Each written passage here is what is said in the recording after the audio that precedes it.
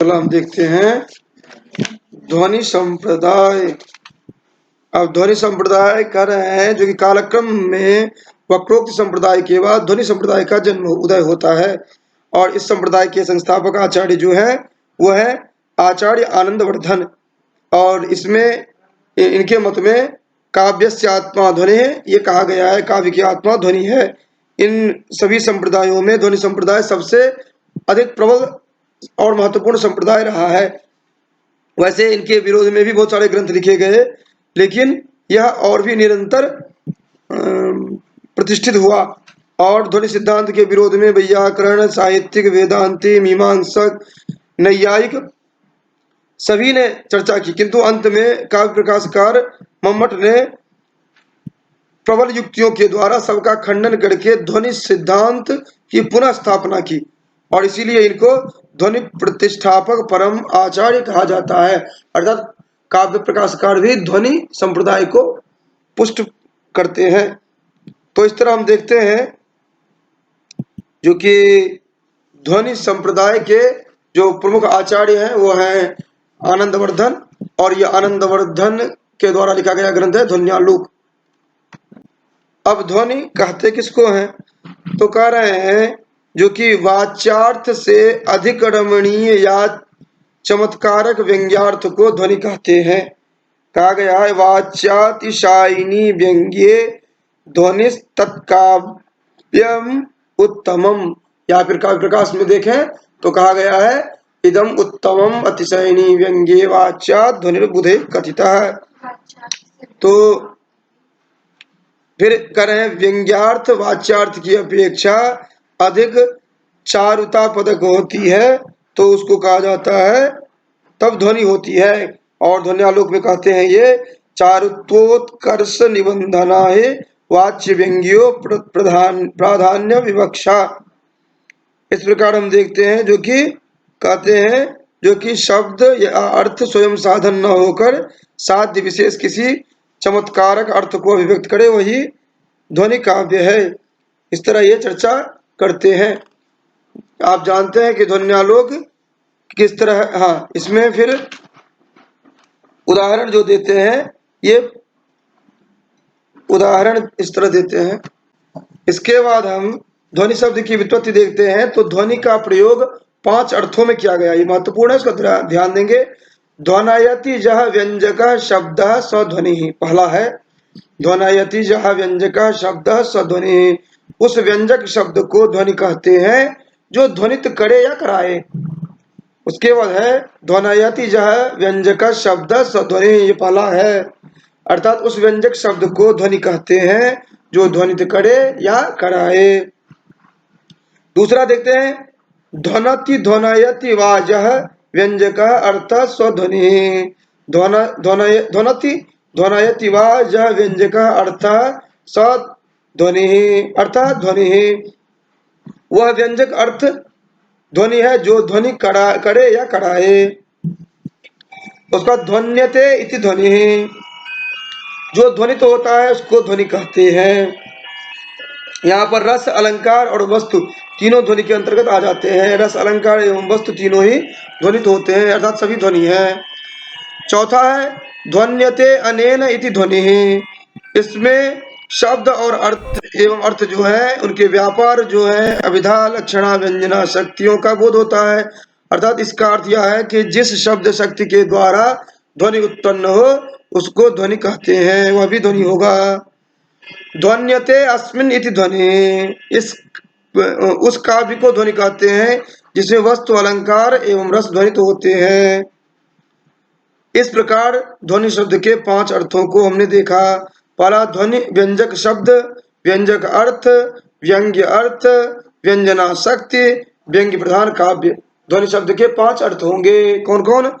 व्यंजक शब्द, व्यंजक अर्थ, व्यंग्य अर्थ, व्यंजना शक्ति और व्यंग्य प्रधान काव्य। इस तरह हमने ध्वनि को देखा। और इसके साथ साथ ध्वनि का रस के साथ संबंध, ध्वनि का अलंकार के साथ संबंध, ये सब जो है ये आप देखते रहिए, देखने के लिए बहुत कुछ है। उसके बाद है ध्वनि के संदर्भ में जो कहा जाता है यह किनके द्वारा इनकी ध्वनि की प्रेरणा मिली, तो इसके लिए काव्य प्रकाश के नृत्य में देखते हैं कहा गया है बुधई वैयाकरण प्रधान भूत स्फोट रूप व्यंजक शब्दस्य ध्वनिरिति व्यवहार कृतः ततस्तन्मतानुसार वे अन्ये अपि न भावितवाच्य व्यंग्य व्यंजन क्षमस्य शब्दार्थ युगलस्य, अर्थात कह रहे हैं जो कि व्याकरण जो थे उन्होंने ध्वनि का प्रयोग किया पहले, उसके बाद फिर आगे प्रयोग होता रहा। ध्वन्यालोक में भी कहते हैं व्यंग तक काव्य विशेषा स्वध्वनि सूढ़ी भी कथित है, अर्थात व्याकरणों के द्वारा लिया गया। अब ध्वनि के संदर्भ में कहते हैं क्या वाक्यपदी में जो चर्चा आई है, जह संयोग विभागाभ्याम कर्णैरुपजन्यते सस्फुट शब्दज शब्दो ध्वनिरिति उच्यते बुधे, ये काव्य प्रकार ये वाक्यपदी में देखते हैं। इसी तरह वाक्यपदी में और देखते हैं द्वा उपादान शब्देषु शब्दो शब्द विदो विदो एको निमित्तम शब्दानाम अपरोर्थे प्रयुज्यते। इसी तरह महाभाष्य में अगर देखते हैं तो वहां पर कहते हैं प्रतीत पदार्थ को लोके ध्वनि। इस तरह हम ध्वनि के संदर्भ में अलग अलग जो ध्वनि के लक्षण आदि जो बताए हैं ये हम देखते हैं। उसके बाद हम आ जाते हैं साक्षात ध्वनि के भेद अगर देखें, ये थोड़ा हम चर्चा कर लेते हैं। कहते हैं जो कि ध्वनि के दो भेद हो गए, अविवक्षित वाच्य और विवक्षितान्य पर वाच्य। अविवक्षित वाच्य ध्वनि जो है इनको क्या कहेंगे आप? अविवक्षित वाच्य ध्वनि लक्षणामूल ध्वनि और विवक्षितान्य पर वाच्य ध्वनि अविधामूल ध्वनि। उसके बाद ये जो होंगे अत्यंत अर्थांतर संक्रमित और अत्यंत तिरस्कृत। फिर विवक्षितान्य पर वाच्य ध्वनि जो होंगे वो होंगे अविधामूल ध्वनि जो होंगे वो होंगे संलक्ष्य और असंलक्ष्य। फिर उनके जो भेद प्रभेद हैं इनकी चर्चा हम अभी नहीं कर रहे हैं। ये आप ये जो देखेंगे ध्वन्यालोक जो देखेंगे, ध्वन्यालोक में ध्वनि के संदर्भ में चर्चा करेंगे, अर्थात 4 उद्योतों में ये ध्वनि के संदर्भ में विस्तार पूर्वक चर्चा करते हैं। अर्थात सबसे पहले ध्वनि के भेद प्रभेद को बताएंगे और भेद प्रभेद के बताने के साथ साथ सबका उदाहरण देते हैं, और फिर उसके बाद तृतीय उद्योग से जो आप देखेंगे वहां पर उसकी व्यंजकता को ध्यान में रखते हुए उसका उदाहरण और भेद प्रभेद बताते हैं।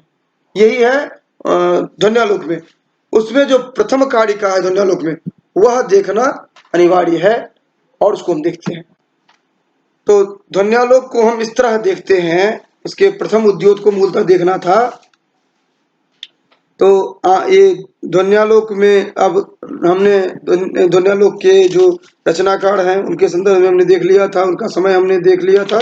तद समय जो देखा था हमने वह ध्वन्यालोक का काल लगभग ये आनंदवर्धन का समय हम 902 इनके अपर सीमा हम मान सकते हैं। इनकी रचना जो है ध्वन्यालोककार के अर्थात आनंदवर्धन के इनके 5 हैं, विषम लीला, विषम वाण लीला, अर्जुन चरित, देवी शतक, तत्वालोक और ध्वन्यालोक। अब विषम वाण लीला, अर्जुन चरित, देवी शतक, तत्वालोक, ध्वन्यालोक। अब इसमें जो ध्वन्यालोक को अगर संक्षेप में देखें तो ये कह रहे हैं जो कि आचार्य आनंदवर्धनाचार्य ने आनंदवर्धनाचार्य के जो जितने ग्रंथ हैं उनमें सबसे प्रमुख ध्वन्यालोक है। इस ग्रंथ में काव्य के आत्मभूत ध्वनि तत्व के का प्रतिष्ठापन किया गया है। ग्रंथ में कुल 4 उद्योत हैं और प्रथम उद्योत में ध्वनि विरोधी सिद्धांतों का खंडन करके ध्वनि की स्थापना की गई है, ध्वनि के स्वरूप का निरूपण किया गया है। इसके साथ ही द्वितीय उद्योत में अविवक्षित वाच्य अर्थात लक्षणामूल ध्वनि तथा विवक्षित वाच्य अविधामूल ध्वनि के भेदों भेद का विस्तार पूर्वक चर्चा की गई है। और इसी तरह तृतीय उद्योग में पदों, वाक्यों, वाक्यांशों के संदर्भ में पद प्रकाशता, वाक्य प्रकाशता आदि की चर्चा की गई है। इसी के साथ साथ हम देखते हैं जो कि चतुर्थ उद्योग में गुणीभूत व्यंग्य के प्रयोग तथा प्रभाव, कवि के काव्य में अनंत चमत्कारित्व आदि को दिखाया गया है। इस तरह हम देखते हैं कि ध्वन्यालोक में कुल 3 भाग हैं, मूल कारिका भाग, दूसरा वृत्ति भाग और तीसरा उसका उदाहरण भाग। कारिका और वृत्ति दोनों भागों के निर्माता स्वयं आचार्य आनंदवर्धन है। उदाहरण जो है वह कुछ स्वयं के द्वारा बनाए गए विषम वाण लीला तथा अर्जुन चरित से लिया है और कुछ अन्य आचार्यों के ग्रंथों से लिया है।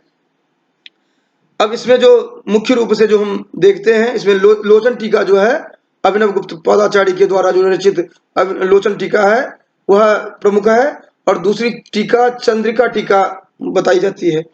और इसमें मुख्य रूप से ध्वन्यालोक के संदर्भ में जो मुख्य बातें हैं वो ये है कि ये ध्वन्यात्मवाद का समर्थन करता है, ध्वनि काव्य का निरूपण करता है, विशेष रूप से अर्थभेद निर्धारण करता है, प्रतीयमानार्थ की अवधारणा को प्रस्तुत करता है, काव्य शब्द का निरूपण करता है, शब्द शक्ति निरूपण करता है, और व्यंग्यार्थ की कल्पना विस्तार पूर्वक चर्चा की गई है। इसमें व्यंग्यार्थ की कल्पना की, व्यंग्यार्थ ये लोचन टीका अभिनव गुप्तवादाचार्य की है।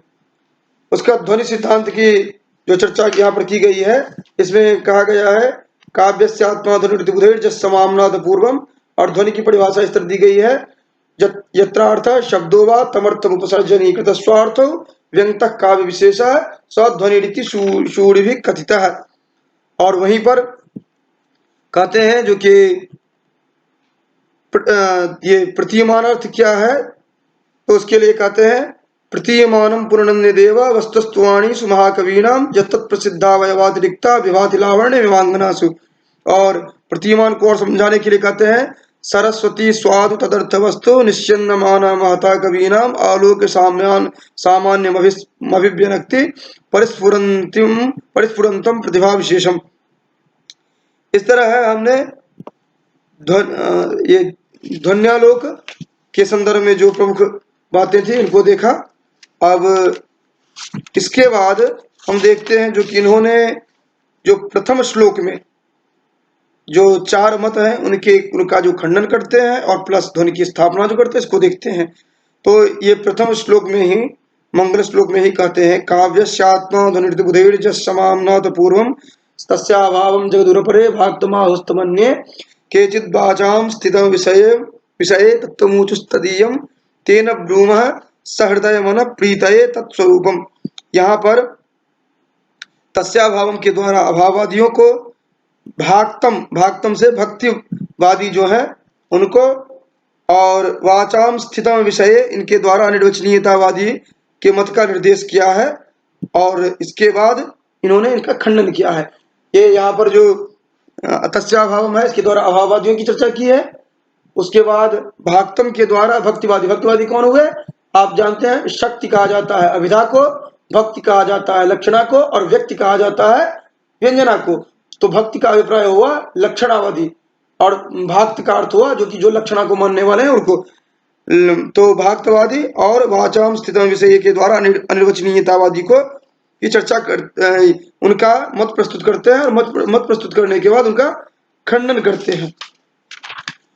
तो इस तरह हम मुख्य रूप से